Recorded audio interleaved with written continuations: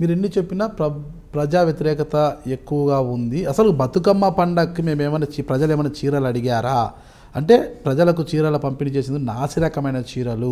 అసలు ఆ చీరలు ఎవరైనా కడతారా? అలాంటి చీరలు ఇచ్చి కోట్ల రూపాయలను కొల్లగొట్టిన ఘనత ఈ టీఆర్ఎస్ ప్రభుత్వానిది అని అటు కాంగ్రెస్ నాయకులు కావచ్చు, టీడీపీ నాయకులు కావచ్చు, అటు బీజేపీ నాయకులు విమర్శిస్తారు కదా.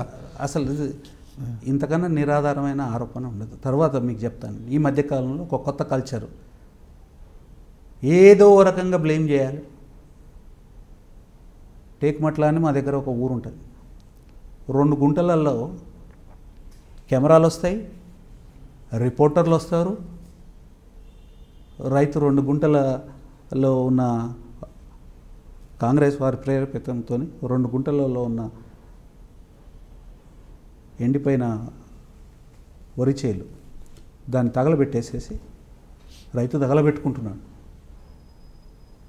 కెమెరాలు పోతాయి, మళ్ళీ దాన్ని చల్లార్చేసాడు. అట్టనే చీరల కథ. వాళ్ళ మనుషుల్ని 4 పెట్టి 2-3 ఇన్సిడెంట్లు చేసి టీవీలలోకి ఎక్కిచ్చేసి ఎన్ని లక్షల చీరలు పంచినాము, ఎంతమంది ప్రొటెస్ట్ చేసినారు. చీరలు పంచేదానికి ఎందుకు పంచారు?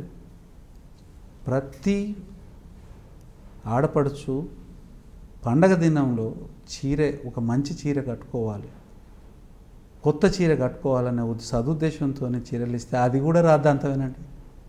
వీళ్ళ ముఖానికి అన్నడన్న చీర ఇచ్చిండ్రా, సార్ ఇచ్చిండ్రా? వాళ్ళ ప్రభుత్వం వస్తారేమో.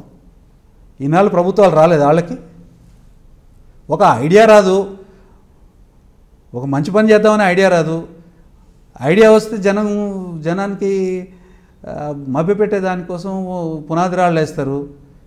పునాది రాళ్ళు అవి సముద్రాల్లాగా అయిపోతాయి. ఒక పని చేయరు. పని చేసే ప్రభుత్వాన్ని తర్వాత ప్రజలకి సంక్షేమం కోసం, తర్వాత మంచి కోసం చీరలు పంచి పెడితే దాన్ని రాద్ధాంతం చేస్తారు. ఏం ఉద్దేశాలండి ఇవన్నీ? ఈ ఉద్దేశాలు, వీటి వెనక ఉద్దేశాలు ఏంటి? దుర్మార్గమైన ఉద్దేశం ప్రభుత్వాన్ని అప్రతిష్ట పాలు చేయాలి, డెలిబరేట్గా సిచ్యువేషన్స్ క్రియేట్ చేసి. టీఆర్ఎస్ ప్రభుత్వం మహిళలకు పెద్దపీట వేస్తుందని అంటారా? లేకపోతే ఎందుకు ఇచ్చినారండి? టీఆర్ఎస్ క్యాబినెట్లో మహిళా మంత్రులు ఎంతమంది ఉన్నారండి? మీకు అంటే క్యాబినెట్ హోదా గల వాళ్ళు ఎంతమంది ఉన్నారు చెప్పండి. కొండా సురేఖ గారు పనికిరారంటారా?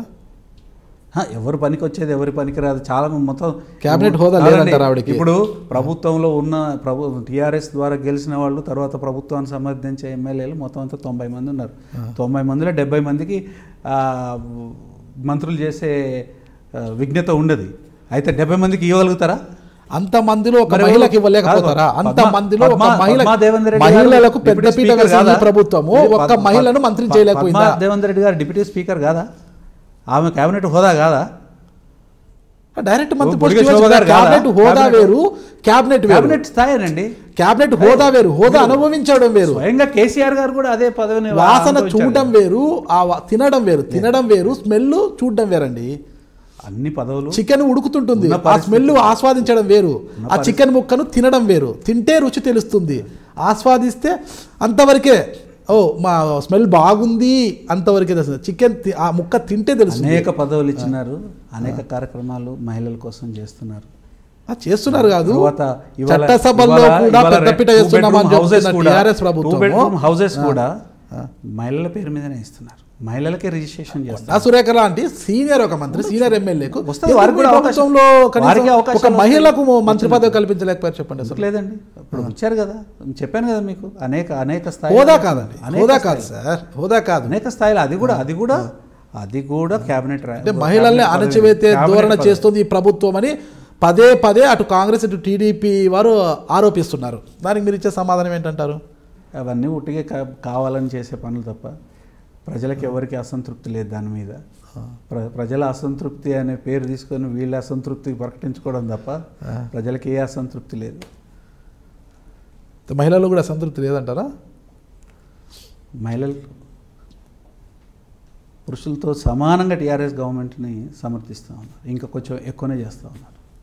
కొండా సురేఖ గారు మీ పార్టీలో సంతృప్తికరంగానే చాలా సంతృప్తికరంగా ఉన్నారు. మొన్న అసెంబ్లీలో మాట్లాడినారు కూడా ముఖ్యమంత్రి గారిని అభినందిస్తూ. అభినందించకపోతే కేసులు పెడతారనే భయముతో అంటే పార్టీ నుంచి బయటికి వెళ్ళినా కాంగ్రెస్ అభినందించకపోయినా సంస్కృతి అది. కాంగ్రెస్ టీడీపీ వాళ్ళు చేసే సంస్కృతి టీఆర్ఎస్లో లేదు. టీఆర్ఎస్ ఒక పార్టీ పోరాటం చేసి ప్రజల ఉద్యమాల నుంచి వచ్చిన పార్టీ. దాని పద్ధతులు వేరే ఉంటాయి, దాని అప్రోచ్ వేరే ఉంటుంది ప్రజల పట్ల. మానవీయత ఉన్న మానవీయ కోణం నుంచి అన్ని పాలసీస్ కానీ అన్ని పథకాలు కానీ ఉన్నాయి. షాదీ ముబారక్ అడిగినారండి ఎవరైనా? అడగలే కదా. కళ్యాణ లక్ష్మి ఎవరైనా అడిగారా? తర్వాత ఒంటరి మహిళలకి వాళ్ళ సమస్యలని ఇది చేసేసి ఒంటరి మహిళలకి పెన్షన్ డిక్లేర్ చేసినారు. అదెవరైనా అడిగారా? ఇది మహిళలకు ఇచ్చే హక్కు కాదా? ఇది ప్రభుత్వం మహిళలకు చేసింది కదా, మహిళలకు ఇచ్చిన ఇంపార్టెన్స్ కదా. మహిళా సమస్యల గురించి కావచ్చు, మహిళల సమస్యలను ఆలోచించే విషయం కావచ్చు, క్యాబినెట్ ఒక్కరికి ఒక పదవి ఇచ్చినా బాగుండేది కదా అన్నది ఇక్కడ మహిళల్లో ఉన్న అభిప్రాయము. సరే, సముచితమైన స్థానం ఇచ్చారు, ఇంకా కూడా ఇస్తారు. దానికి ఉన్న పరిస్థితులని బట్టి ఇవ్వాల్సినంత ఇచ్చినారు. తర్వాత ఇప్పుడు కేవలము క్యాబినెట్లో ఒక స్థానం ఇస్తేనే మహిళలకి సముచితంగా స్థానం ఇచ్చారు ప్రభుత్వంలో, లేకపోతే లేదు అనే దానికి లేదు. మీకు ఇప్పుడు చెప్పాను, కొన్ని స్కీములు చెప్పాను, అవన్నీ మహిళల కోసమే కదా, మహిళలకు ఉపయోగపడే కదా. ఒంటరి మహిళల రక్షణ ఆలోచన చేయడం అంటే మీరు ఆలోచించండి. ఏ స్థాయిలో సంక్షేమం గురించి కేసీఆర్ గారు ప్రభుత్వం ఆలోచిస్తూ ఉంది. ప్రజల సంక్షేమం గురించి, బలహీనుల సంక్షేమం గురించి. సమాజంలో బాగా వల్నరబుల్ వాళ్ళు, అన్ని రకాల అన్యాయాలకి ఒంటరి మహిళలు వల్నరబుల్. అందుకని చెప్పి వాళ్ళకి ఎవరు అడగలేదు.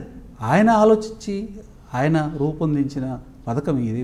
షాదీ ముబారక్ కానివ్వండి, కళ్యాణ లక్ష్మి కానివ్వండి, తర్వాత కేసీఆర్ కిట్ చూడండి, ఇవన్నీ మహిళలకి ఉపయోగపడేవి, ఇతోధికంగా ఉపయోగపడేవి. తర్వాత వాళ్ళ ఆరోగ్యాన్ని కాపాడేవి, తర్వాత వాళ్ళకి ఆసరాన్ని ఇచ్చేవి. ఇవన్నీ ఒక చిన్న పదవితో ముడిపెట్టి వాటిని చిన్నతనం చేయకూడదు. ఇవన్నీ కూడా ఏ రకమైన ప్రతిబంధకాలు లేకుండా డైరెక్ట్గా ఇవాళ మీరు ఊళ్ళకు వెళ్ళి చూడండి. మీరు ఈ బెనిఫిట్స్ అన్నీ డైరెక్ట్గా వెళ్తున్నాయి వాళ్ళకి. ఒక నయా పైసా కూడా దాంట్లో కరప్షన్ చేయడానికి వీలైన పద్ధతుల్లో రూపొందించబడ్డాయి.